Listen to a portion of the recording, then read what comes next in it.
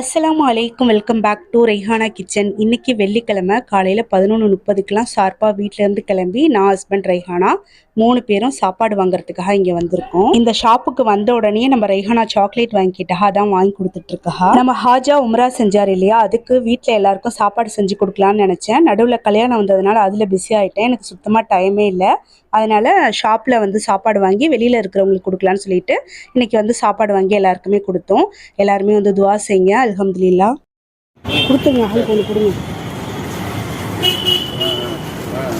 நீ கூட ஆஃபி எரியும் ஒன்று கொடு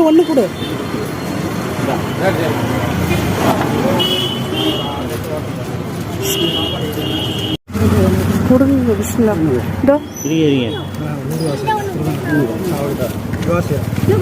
எரியோ ரெண்டு